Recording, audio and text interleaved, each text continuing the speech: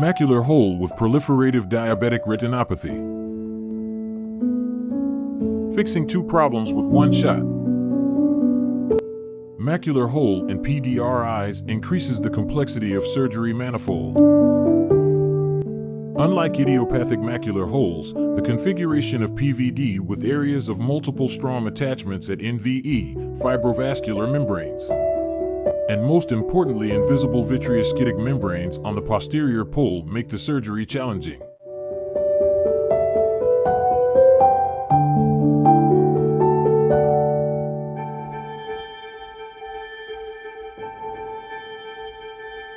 A 65-year-old diabetic patient presented with grade 2 nuclear cataract with large full-thickness macular hole. There was no retinopathy seen at posterior pole. This case was planned for combined cataract and vitrectomy surgery. During vitrectomy, to our surprise, multiple whitish regressed NVE suggestive of PDR were seen all around the equator. After PVD was extended anteriorly to areas of NVE, there were multiple areas of capillary oozing from its attachments to new vessels.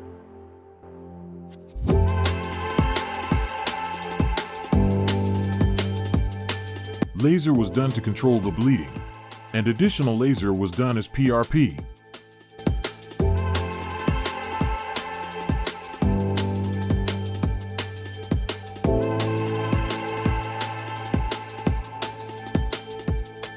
Patient recovered vision of 20/60ths, N18 at the end of 1 year. A 60-year-old one-eye patient with lasered PDR, post-AGV implant presented with vitreous hemorrhage.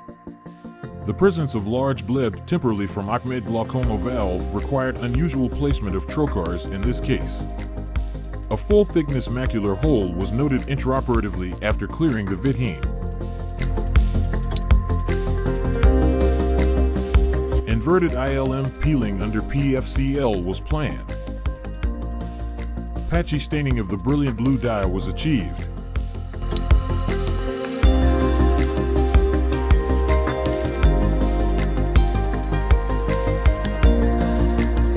ILM was found to be contiguous with vitreous-scitic membranes and removed completely around the hole.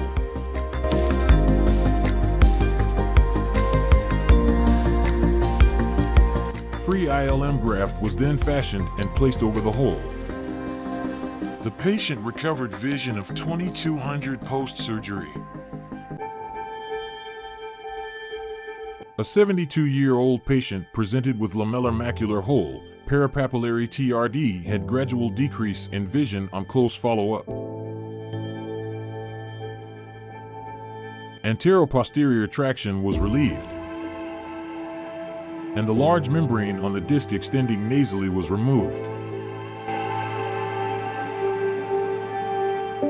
The lamellar hole-associated epiretinal proliferation around macular hole was then removed and gas injected.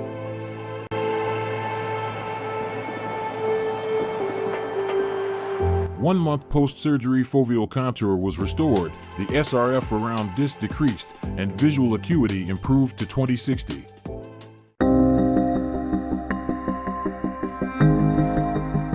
This patient presented with macular hole following vitrectomy for TRD and silicone oil removal. Combined cataract and ILM grafting surgery under PFCL was planned. During surgery, patchy ILM staining was achieved. ILM was contiguous with poorly stained epiretinal membrane tissue and mildly stained vitreous-scitic membrane. This tissue is not advisable to be kept over the hole as the chances of glial plug formation in the hole and epiretinal membrane formation post-surgery are high. A free flap of ILM devoid of vitreous-scitic membrane was fashioned and placed over the hole and gas injected. The patient recovered with a vision of 2200 post-surgery.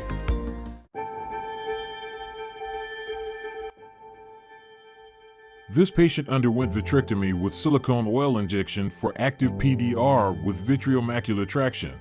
He developed macular hole postoperatively, following cataract and silicone oil removal. ERM peeling was done around the hole and towards area of firm adhesion supratemporally. Inverted ILM peeling was planned in this case. Beneath the area of ERM peeling, vitreoschitic membrane was encountered. The touch and feel of this membrane are very different from ILM. Vitreoschitic membrane scrolled up under PFCL and forms a blob.